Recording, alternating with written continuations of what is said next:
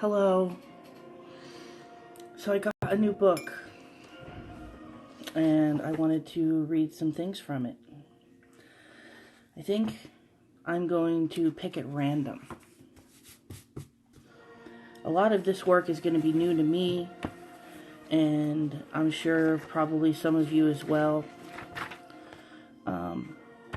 So it'll probably be my first time as well as yours possibly, and I expect to stumble a little bit or have to rework through some passages because some of it's dense. But I'm going to read some things.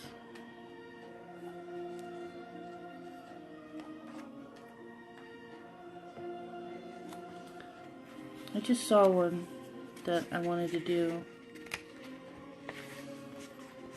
Well, that's not very random, is it? Alright, here's random. This is called Where Did You Get That Hat? By Joseph J. Sullivan. Now how I came to get this hat, 'tis very strange and funny. Grandfather died and left to me his property and money. And when the will it was read out, they told me straight and flat, if I would have his money, I must always wear his hat. Where did you get that hat? Where did you get that tile? Isn't it a knobby one and just the proper style? I should like to have one just the same as that. Wherever I go they shout, hello, where did you get that hat? If I go to the opera house in the opera season, there's someone sure to shout at me without the slightest reason. And if I go to a chowder club to have a jolly spree, there's someone in the party who's sure to shout at me, where did you get that hat? Where did you get that tile? Wherever I go they shout, hello, where did you get that hat? At 21 I thought I would to my sweetheart be married. The people in the neighborhood had said too long we'd tarried. So off to church we went right quick, determined to get wed. I had not long been in there when the person to me said, where did you get that hat? Where did you get that hat? I would certainly like to know what that hat looks like. That was Where Did You Get That Hat? By Joseph J. Sullivan.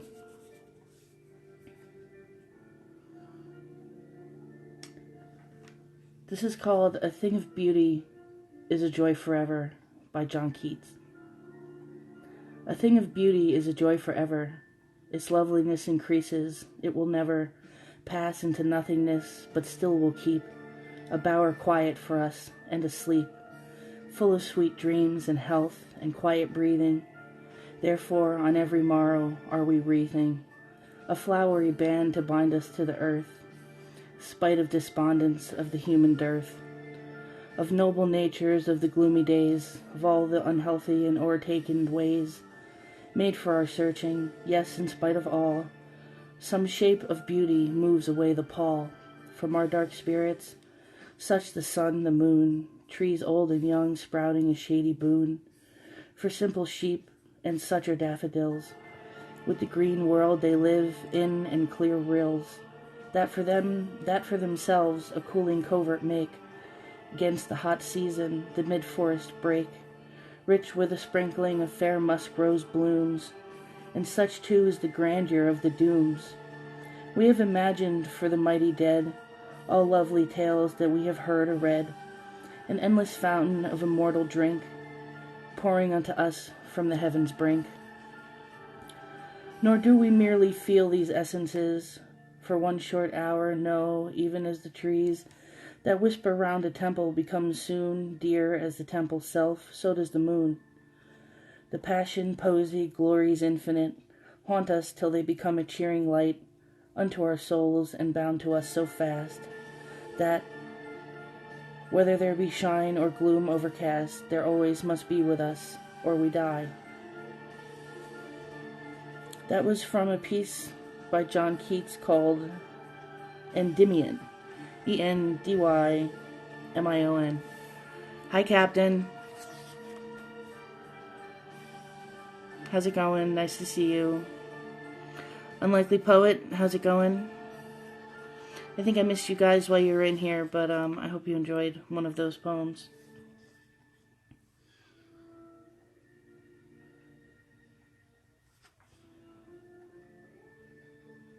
I'm going to move on to The House by the Side of the Road by Sam Walter Foss. There are hermit souls that live withdrawn in the place of their self-content. There are souls like stars that dwell apart in a fellowless firmament. There are pioneer souls that blaze their paths where highways never ran. But let me live by the side of the road and be a friend to man. Let me live in a house by the side of the road where the race of men go by, the men who are good and the men who are bad, as good and as bad as I. I would not sit in the scorner's seat or hurl the cynic's ban. Let me live in a house by the side of the road and be a friend to man. I see from my house by the side of the road, by the side of the highway of life, the men who press with the ardor of hope, the men who are faint with the strife. But I turn not away from their smiles nor their tears, both parts of an infinite plan. Let me live in a house by the side of the road and be a friend to man. I know there are brook-gladdened meadows ahead and mountains of wearisome height, that the road passes on through the long afternoon and stretches away to the night. But still I rejoice when the travelers rejoice, and weep with the strangers that moan, nor live in my house by the side of the road like a man who dwells alone. Let me live in my house by the side of the road. It's here the race of men go by. They are good, they are bad, they are weak, they are strong, wise, foolish, so am I. Then why should I sit in the scorner's seat or hurl the cynic's ban? Let me live in my house by the side of the road and be a friend to man.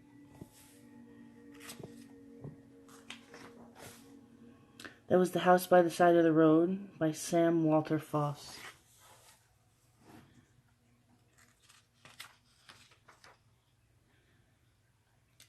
This is called Young and Old by Charles Kingsley. I think I'll have some tea.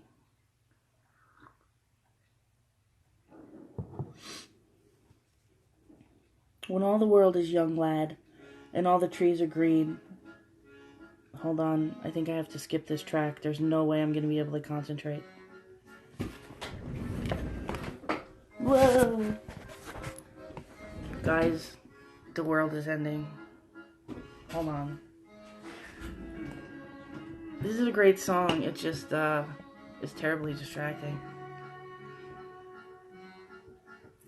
Alright. One problem fixed. Let's not do that again.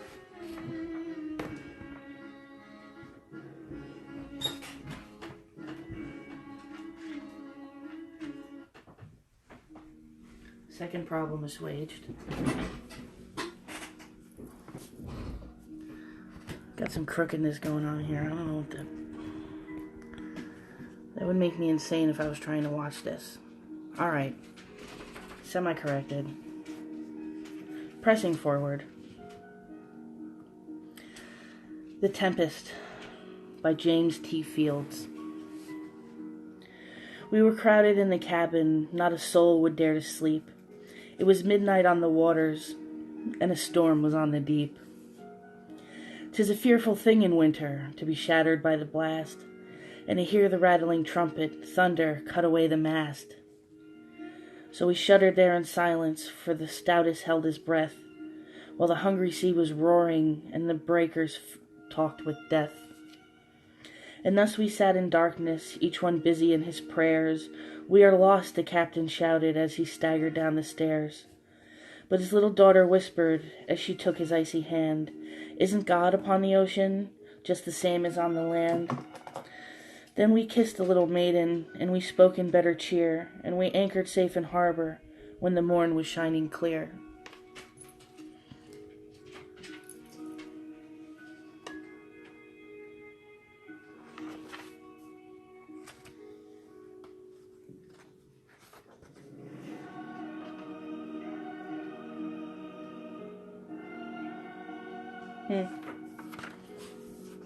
This is called I Had But 50 Cents.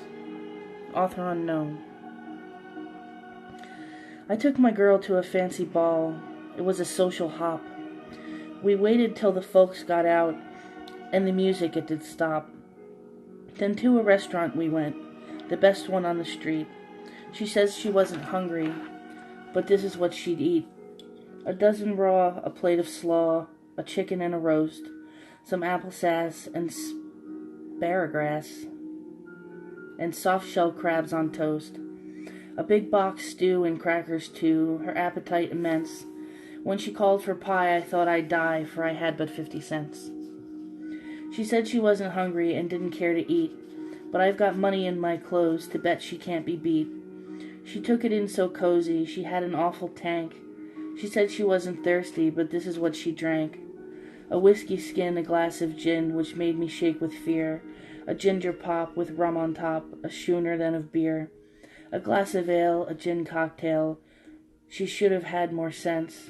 When she called for more, I fell on the floor, for I had but 50 cents.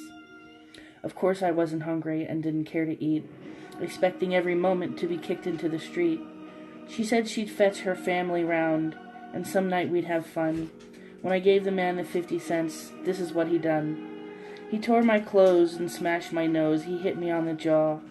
He gave me a prize of a pair of black eyes, and with me swept the floor. He took me where my pants hung loose and threw me over the fence. Take my advice, don't try it twice if you've got but 50 cents.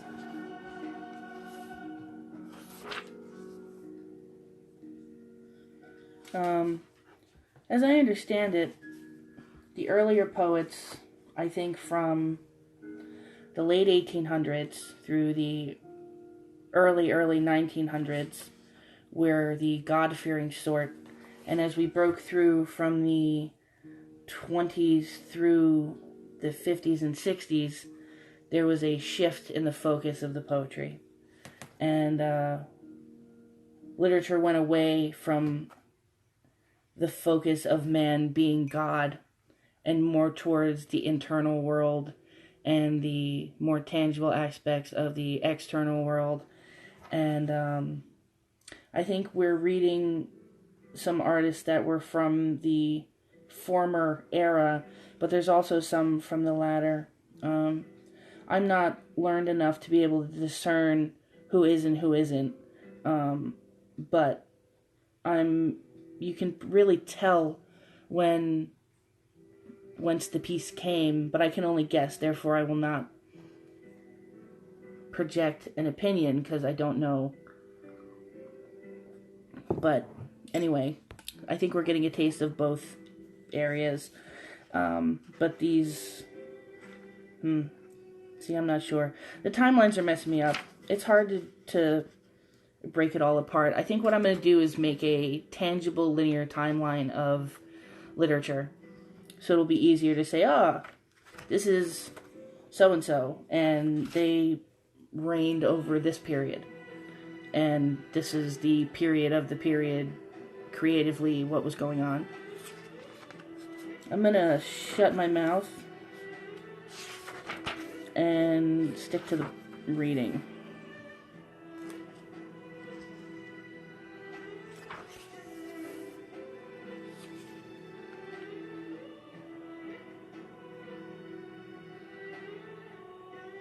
This is a quote by Meredith. "'Tis more brave to live than to die."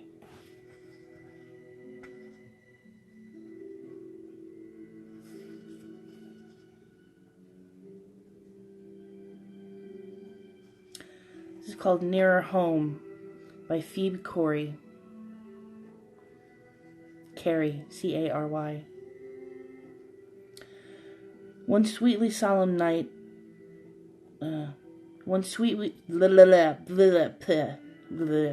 I have some tea to wash the dumb out of my mouth? One sweetly solemn thought comes to me o'er and o'er. I'm nearer to my home today than I ever have been before. Nearer my Father's house, where the many mansions be, nearer the great white throne, nearer the crystal sea, nearer the bound of life, where we lay our burdens down, nearer leaving the cross, nearer gaining the crown. But lying darkly between, winding down through the night, is the silent unknown stream that leads at last to the night. Oh, if my mortal feet had almost gained the brink, If it be I am nearer home even today than I think, Father, perfect my trust, let my spirit feel in death that her feet are firmly set on the rock of living faith. I don't particularly care for that one. Maybe it's just that I read it crappily and it seems jarring in my mind. But I think that's a fine example of the what I'm talking about as far as the earlier set of writers having that focus on solely on religion. Every poem came down at the end to religion. And I think that's what writing and poetics tried to break away from at one point.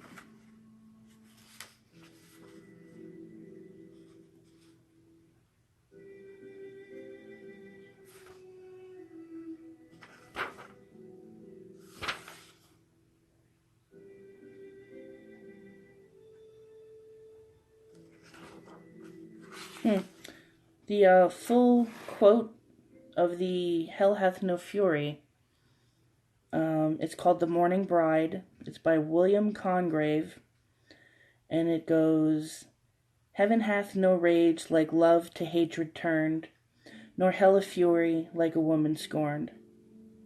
I had no idea there was so much more to that.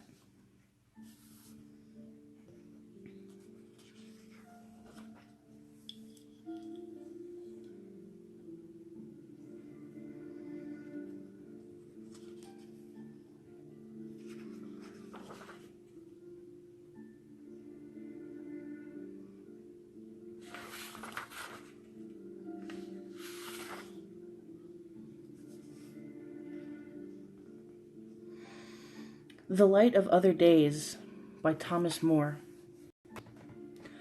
Oft in the stilly night, ere slumber's chain has bound me, fond memory brings the light of other days around me, the smiles, the tears of boyhood's years, the words of love then spoken, the eyes that shone, now dimmed and gone, the cheerful hearts now broken. Thus in the stilly night, ere slumber's chain has bound me, sad memory brings the light of other days around me. When I remember all the friends so linked together, I've seen around me fall like leaves in wintry weather. I feel like one who treads alone some banquet hall deserted, whose lights are fled, whose garlands dead, and all but he departed. Thus in the stilly night, ere slumber's chain has bound me, sad memory brings the light of other days around me. It was The Light of Other Days by Thomas Moore. I quite liked that.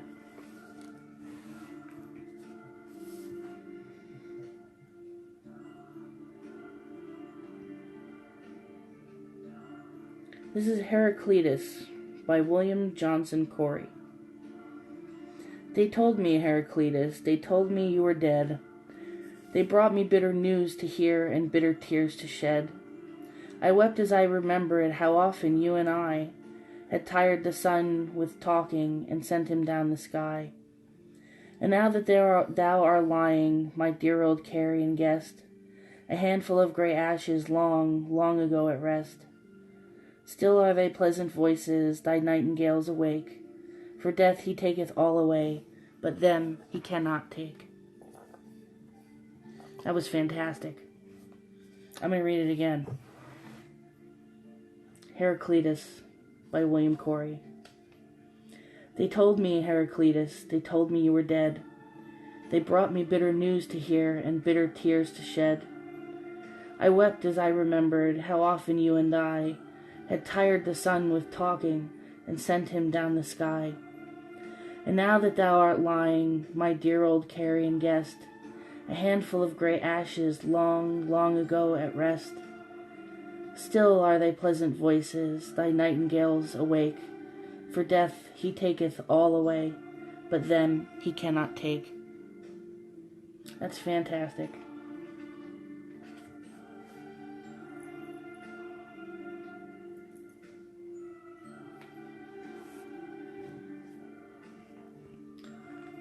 Here's a piece by William Wordsworth called London from 1802.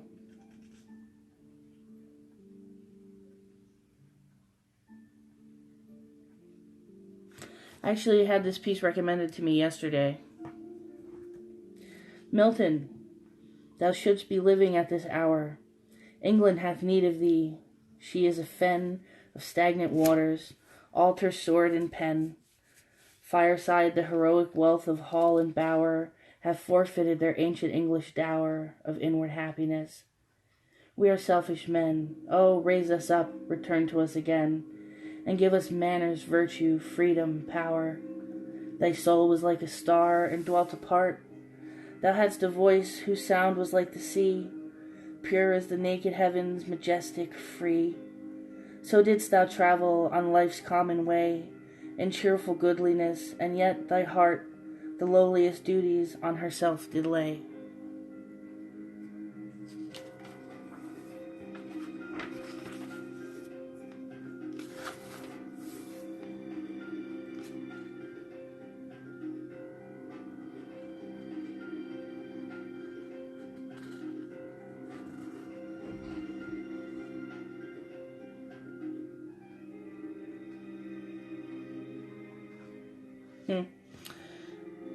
This is called An Elegy on the Death of a Mad Dog by Oliver Goldsmith.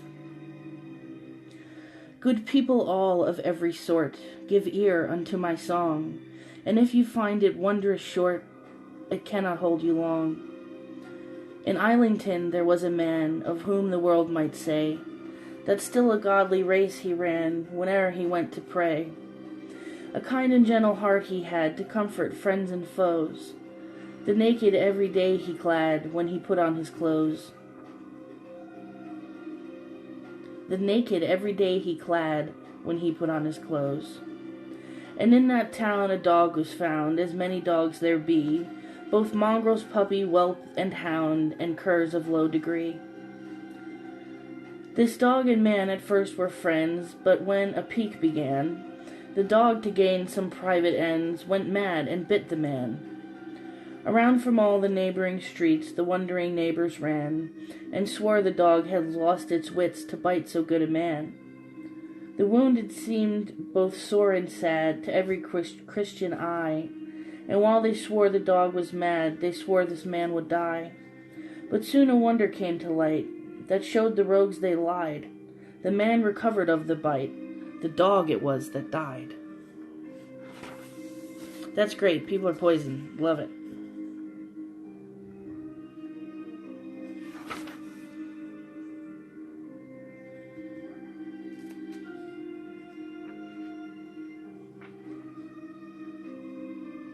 What is Good by John Boyle OReilly.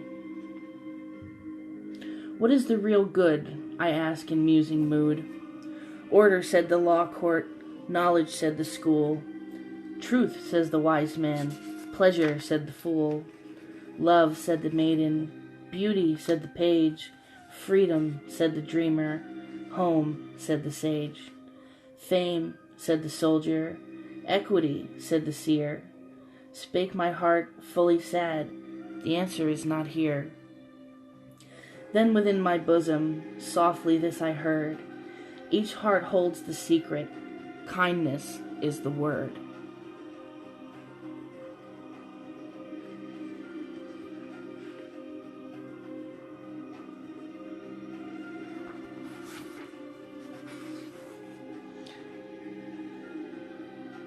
The cynic is one who knows the price of everything and the value of nothing.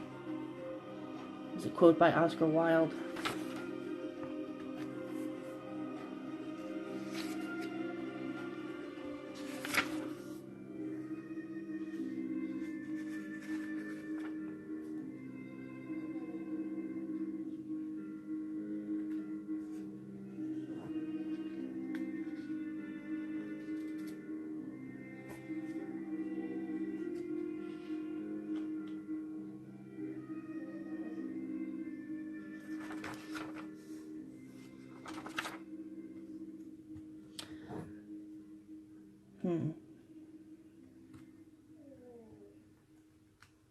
Frankie and Johnny by Anonymous. This is long. Frankie and Johnny were lovers. Oh lordy, how they could love. They swore to be true to each other, just as true as the stars above. He was her man, but he'd done her wrong. Frankie and Johnny went walking, Johnny in his brand new suit. Oh good Lord, says Frankie, don't my Johnny look cute. He was her man, but he'd done her wrong. Johnny said, I've got to leave you, but I won't be very long. Don't you wait up for me, honey, nor worry while I'm gone. He was her man, but he had done her wrong. Frankie went down to the corner, stopped in to buy some beer. She says to the fat bartender, has my Johnny man been here? He was her man, but he done her wrong. Well, I ain't going to tell you no story, ain't going to tell you no lie. Johnny went by about an hour ago with a girl named Nellie Bly. He was your man, but he's doing you wrong. Frankie went home in a hurry. She didn't go there for fun. She hurried home to get a hold of Johnny's shooting gun. But he was her man, but he's doing her wrong. Frankie took a cab at the corner, says, driver, step on this can. She was just a desperate woman, getting two-timed by her man. He was her man, but he was doing her wrong. Frankie got out at South Clark Street, looked in a window so high, saw her Johnny man a-lovin' up that high brown Nellie Bly. He was her man, but he's doing her wrong. Johnny saw Frankie a-comin', out the back door he did scoot, but Frankie took aim with her pistol, and the gun went root-a-toot-toot. He was her man, but he had done her wrong. Oh, roll me over so easy, roll me over so slow. Roll me over easy, boys, 'cause my wounds, they hurt me so. I was her man, but I'd done her wrong. Bring out your long black coffin, bring out your funeral clothes. Johnny gone and cast his checks, to the graveyard Johnny goes. He was her man, but he done her wrong. Drive out your rubber-tired carriage, drive out your rubber-tired hack. There's 12 men going to the graveyard and 11 coming back. He was her man, but he done her wrong. The sheriff arrested poor Frankie, took her to jail that same day. He locked her up in a dungeon cell and threw the key away. She shot her man, though he done her wrong. Note, this is one of 300 versions of the story of Frankie and Johnny.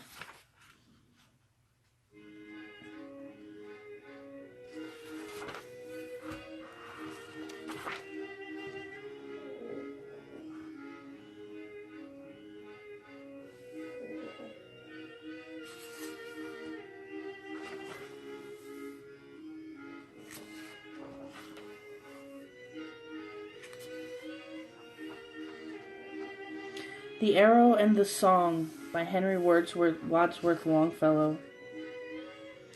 I shot an arrow into the air, it fell to earth, I knew not where.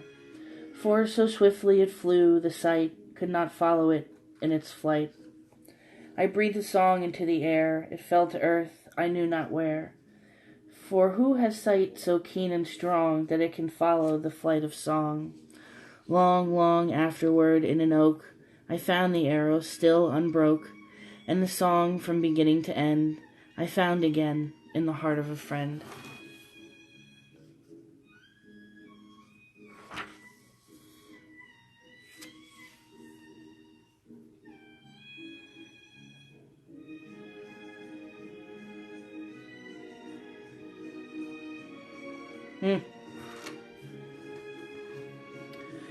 This is called, Oh, Why Should the Spirit of Mortal Be Proud?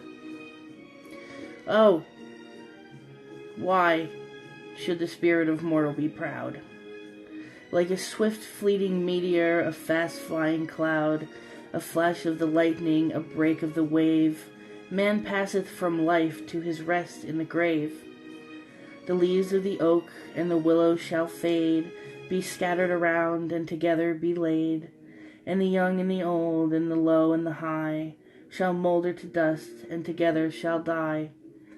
The infant a mother attended and loved, the mother that infant's affection who proved, The husband that mother and infant have blessed, each all are away to their dwellings of rest.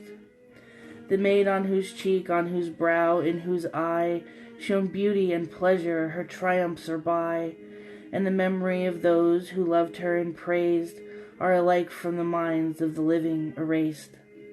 The hand of the king that the scepter hath borne, the brow of the priest that the mitre hath worn, the eye of the sage and the heart of the brave are hidden and lost in the depth of the grave.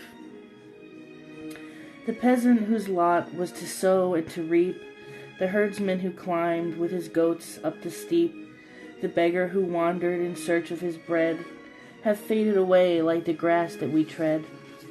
The saint who enjoyed the communion of heaven, the sinner who dared to remain unforgiven, the wise and the foolish, the guilty and just, have quietly mingled their bones in the dust. So the multitude goes like the flowers or the weed that withers away to let others succeed.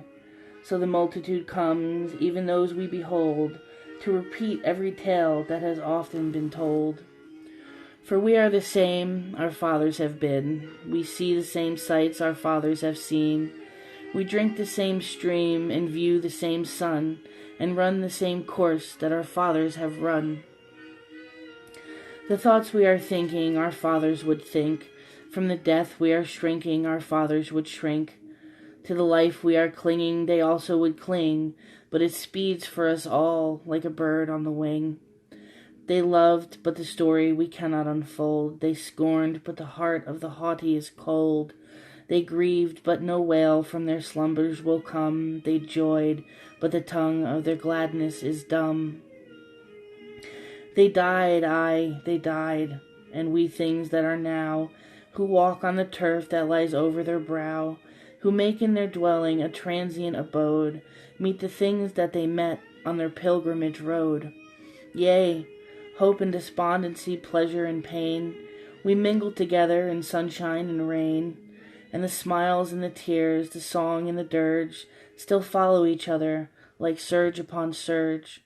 'Tis the wink of an eye, 'tis the draught of a breath, from the blossoms of health to the paleness of death, from the gilded saloon to the bier and the shroud. Oh, why should the spirit of mortal be proud? Holy shit!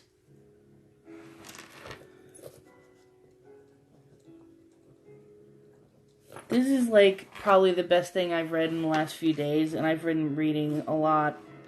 I always read a lot, but I've been applying myself in earnest to the history of poetry, and damn, that was fantastic.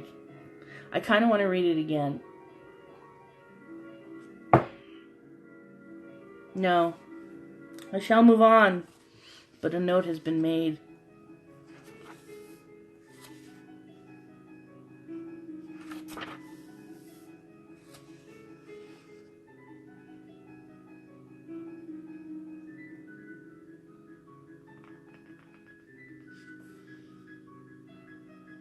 This is The Days Gone by James Whitcomb Riley. I'm going to check my time real quick. Oh, I'm doing good. Okay. Oh, the days gone by. Oh, the days gone by. You know what? I'm going to take a break. I would really like a cigarette, and I can't smoke and read. Which sucks, because I wish I could.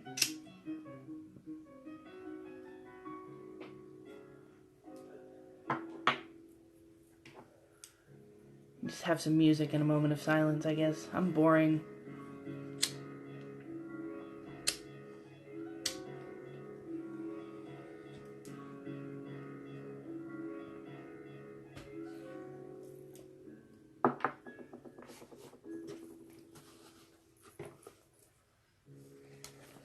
So, while I'm polluting my body and not reading, I will tell you the story of my day. So, my husband said he wanted to go out, so we tried to find a place to go. And we found a thrift store that gives its proceeds to Down syndrome. It's called Ups for Downs. and it was pretty cool. And in this store, I found a set of 4 cups that I had not remembered owning as a child. But as soon as my eye fell upon them, I was overwhelmed with such an intensity of memory. I actually started to tear up. I couldn't believe it. I had forgotten completely about it. So I'm going to try to show you, but I don't think it's going to work. Here, put on the lamp. Look at this. Isn't it beautiful? Actually, it's horrifically ugly. However, I appreciate very much the memory that it brought back to me because I was very, very small. I never would have remembered this had I not seen it. So it was $1 a cup, so I bought all 4 of them. And that was one exciting thing. Other books I acquired today are The Happy Hooker. Again, you can't see anything. I'm dumb. Backlit silhouette things don't work. So The Happy Hooker was written by a madam from, I guess, I'm not sure what era. It was fairly contemporary. Let's see. 1972, that sounded about right. So this probably was late 60s that most of these things happened, but this is her personal biographical account of being a madam, and that I found very interesting. I'm just going to move on. And also I got Sybil, which I started to read in high school, but I never did finish. And as someone who has not got experience with multiple personalities by any means, but had experience in mental health, I don't want to say professionally because it wasn't a profession. It was just my day-to-day life, I guess, whatever. I don't know how to explain what I'm trying to say. But I had interest in it because it was unique in high school. But I think at this point, I'm more curious to see what else I can glean from it from the other side. 1828.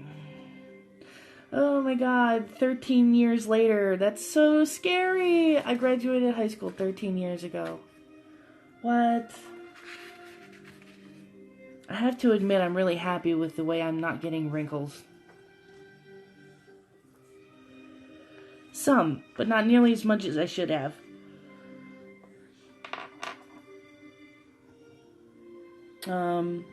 Anybody who sees this will probably be watching on the post that I do on my page afterward, so please feel free to skip through this nonsense of a waste of time that is this cigarette. Smoke, smoke, smoke that cigarette. Alright.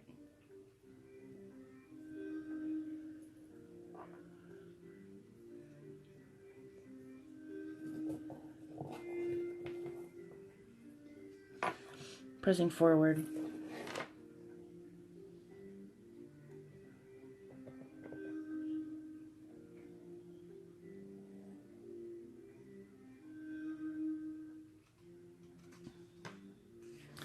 A lot more of the very Christian poetry of, I guess, the 1800s era.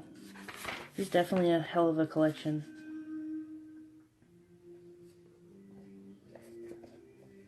Here's The Old Brown Schoolhouse by Anonymous. It stood on a bleak country corner. The houses were distant and few. A meadow lay back in the distance. Beyond rose the hills to our view. The roads crossing there at right angles, untraversed by pomp and array, were cropped by the cows in the summer. I've watched them there many a day. In memory's hall hangs a picture, and though years of sad care are between, it hangs with a beautiful gilding, and well do I love it, I ween. It stood on a bleak country corner, but boyhood's young heart made it warm. It gloried in the sunshine of summer. 'Twas cheerful in winter and storm. My teacher, oh well I remember, my heart has long kept him a place. Perhaps by the world he's forgotten, his memory no time can efface. He met us with smiles on the threshold, and in that rude temple of art, he left with the skill of a workman, his touch on the mind and the heart. Oh, gay were the sports of the noontide, when winter winds frolicked with snow. We laughed at the freaks of the Storm King, and shouted him on all aglow. We dashed at his beautiful sculptures, regardless of all its array. We plunged in the feathery snowdrift, and sported the winter away. We sat on the old-fashioned benches, beguiled with our pencils and slate. We thought of the opening future, and dreamed of our manhood's estate. O days of my boyhood, I bless you, while looking from life's busy prime. The treasures are lingering with me, I gathered in life's early time. Oh, still to that bleak country corner turns my heart in its weariness yet, where leading my gentle young sisters, with youthful companions I met. I cast a fond glance o'er the meadow, the hills just behind it I see. Away in the charm of the distance, old schoolhouse, a blessing on thee. That's beautiful. It's so interesting to see how poetry by, anonymous poetry became mainstream. I think that it would be terribly hard to achieve that today. Most poetry is anonymous, really. You can trace, if the grid ever goes down, all will be lost. Everything's electronic. You can trace a writer through their social media and possibly to a web page and find more about them, but for the most part, I think people just read and flee at this point. Unless you're truly socked in the feelings, then you'll, take that pursuit through their digital footprints. But I wonder about back then, and I wonder about our future. What are we going to do that will separate us from each other in greatness? I don't think we know, and I don't think our predecessors knew either. Maybe the compilations of the future will just be, poetic remnants of the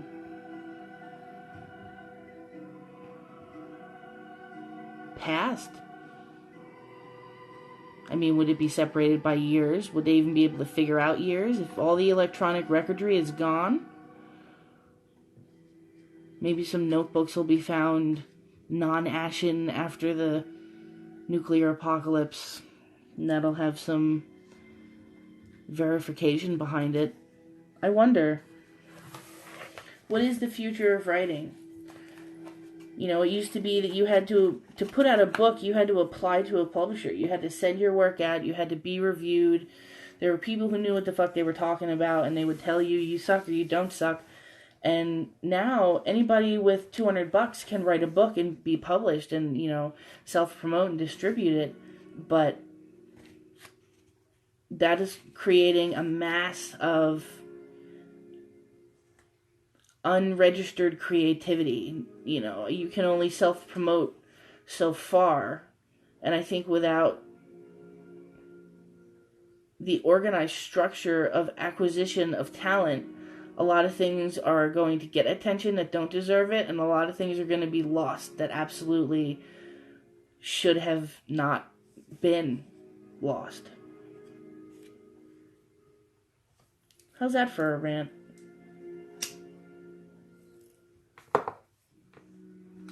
It's interesting. I can rant in my own head flawlessly, but when I try to follow that train of thought with speech, I just blah, blah, blah, blah, blah, blah, blah. So I'm sorry about that.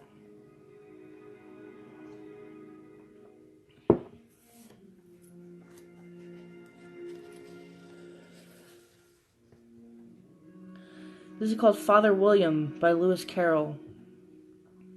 And obviously Lewis Carroll wrote Alice in Wonderland and Through the Looking Glass. And one of his most famous poems is the Jabberwock. But this does not seem to be of that ilk. You are old, Father William, the young man said, and your hair has become very white. and yet you incessantly stand on your head. Do you think at your age it is right?" "In my youth," Father William replied to his son, "I feared it might injure the brain. But now that I'm perfectly sure I have none, why, I do it again and again." "You are old," said the youth, "as I mentioned before, and have grown most uncommonly fat. Yet you turn a back somersault in at the door. Pray, what is the reason of that?" "In my youth," said the sage, as he shook his grey locks, "I kept all my limbs very supple. By the use of this ointment, 1 shilling the box. Allow me to sell you a couple?" "You are old," said the youth, "and your jaws are too weak for anything tougher than suet. Yet you finished the goose with the bones and the beak. Pray, how did you manage to do it?" "In my youth," said the father, "I took to the law, and argued each case with my wife, and the muscular strength which it gave to my jaw hath lasted the rest of my life." "You are old," said the youth. "One would hardly suppose that your eye was as steady as ever. Yet you balanced an eel on the end of your nose. What made you so awfully clever?" "I have answered 3 questions, and that is enough," said his father. "Don't give yourself airs. Do you think I can listen all day to such stuff? Be off, or I'll kick you downstairs." That was very Lewis Carrollian. How interesting.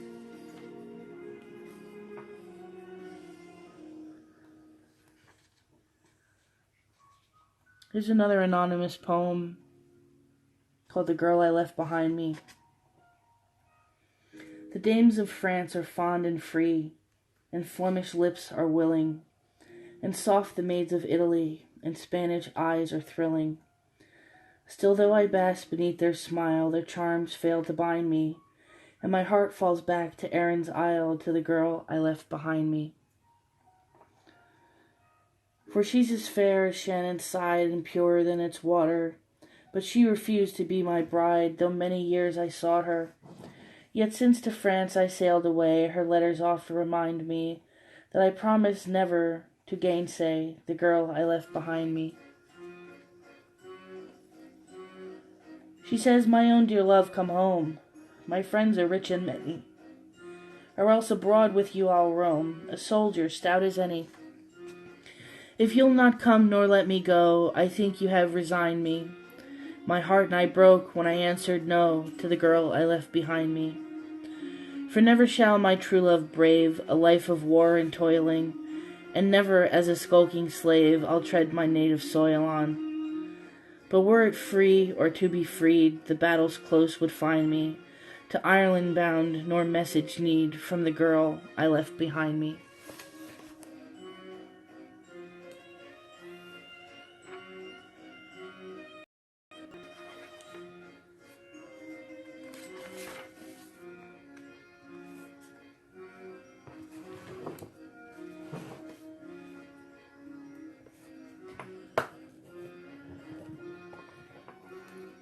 This is Against Censorship by John Milton. "I deny not, but that it is of greatest concernment in the Church and Commonwealth to have a vigilant eye how books demean themselves as well as men, and thereafter to confine, in prison, and do sharpest justice on them as malefactors.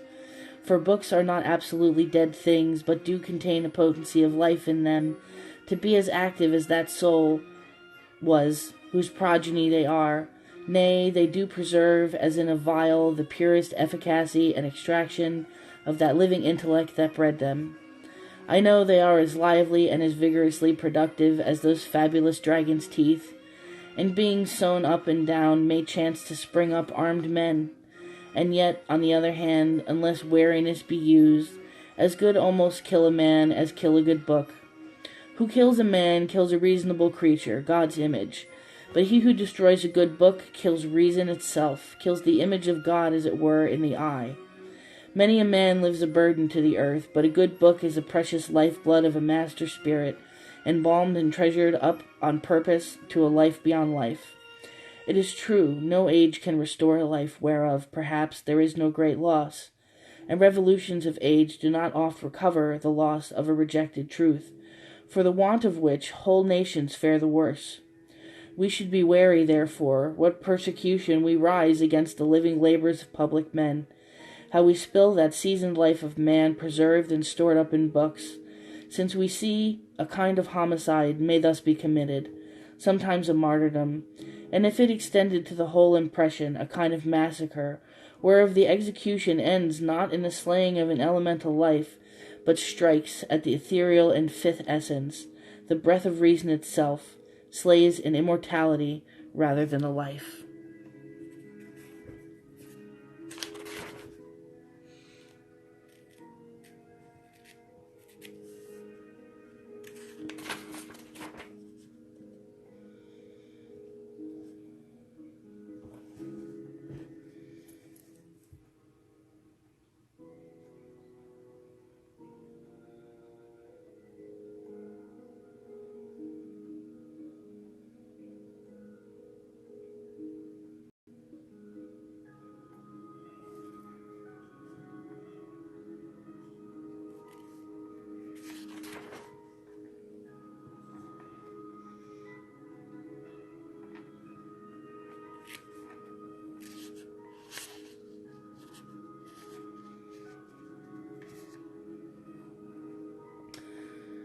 This is Believe Me If All Those Endearing Young Charms by Thomas Moore. Believe me, if all those endearing young charms which I gaze on so fondly today were to change by tomorrow and fleet in my arms like fairy gifts fading away, thou wouldst still be adored as this moment thou art, let thy loveliness fade as it will, and around the dear ruin each wish of my heart would entwine itself verdantly still. It is not while beauty and youth are thine own, and thy cheeks unprofaned by a tear, that the fervor and faith of a soul may be known, to which time will but make thee more dear. No, the heart that is truly loved never forgets, but as truly loves on to the close. As the sunflower turns on her god when he sets, the same look which she turned when a rose.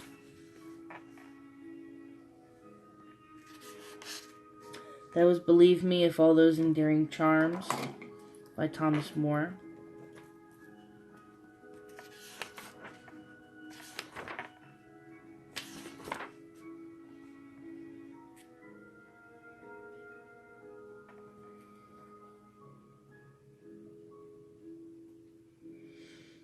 This is Home Sweet Home by John Howard Payne. Mid pleasures and palaces though we may roam, be it ever so humble, there's no place like home. A charm from the sky seems to hollow us there, which, seek through the world, is never met with elsewhere. Home, home, sweet, sweet home. There's no place like home, oh, there's no place like home. In exile from home, splendor dazzles in vain. Oh, give me my lowly thatched cottage again. The birds singing gaily that came at my call, give me them, and the peace of mind dearer than all. Home, home, sweet, sweet home.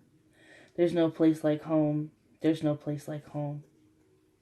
I gaze on the moon as I tread the dear wild, and feel that my mother now thinks of her child, as she looks on that moon from our own cottage door, through the woodbine whose fragrance shall cheer me no more.